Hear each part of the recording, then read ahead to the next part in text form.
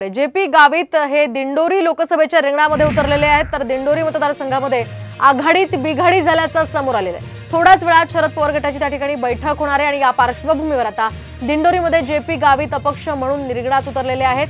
आताची ही महत्त्वाची आणि मोठी अपडेट आपण पाहतोय। सध्या नाशिक आणि दिंडोरीमध्ये हे बंडखोरीचं सत्र सुरू असल्याचं आपल्याला पाहायला मिळतंय। तिकडे महायुतीमध्ये सुद्धा नाशिकमध्ये बंडखोरी पाहायला मिळते, तर इकडे महाविकास आघाडीत सुद्धा जेपी गावित हे दिंडोरी लोकसभेच्या रिंगणात उतरलेले आहेत। तर दिंडोरी मतदारसंघामध्ये आघाडीत बिघाडी झाल्याचे यावरून आपल्याला दिसतंय। थोड्याच वेळात या पार्श्वभूमीवर शरद पवार गटाची बैठक सुद्धा होतीये, त्यामुळे आता जेपी गावित यांना समजवण्यामध्ये शरद पवार हे यशस्वी होतात का ते पाहणं महत्त्वाचं असेल। या संदर्भात आपण अधिक माहिती जाणून घेऊयात आमचे प्रतिनिधी तबरेज शेख यांच्याकडून। तबरेज, काय अधिकचे अपडेट्स? बरोबर आहे, दिंडोरी लोकसभा मतदारसंघात आघाडीत बिघाडी झाल्याचं चित्र समोर आलेलं आहे।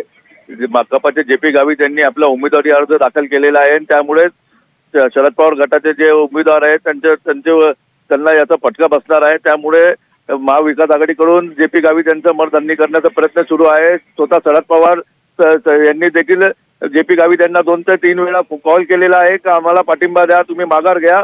आणि त्याच संदर्भात आता नाशिकमध्ये शरद पवार गटाची आता पत्रकार परिषद होणार आहे। तर दुसरीकडे आता अर्ध्या ते 1 तासामध्ये नाशिकच्या वणी गावामध्ये माकपाची महत्वाची बैठक आहे। सगळे पदाधिकारी या ठिकाणी जमणार आहे आणि पुढचा डिसिजन निर्णय घेणार आहे।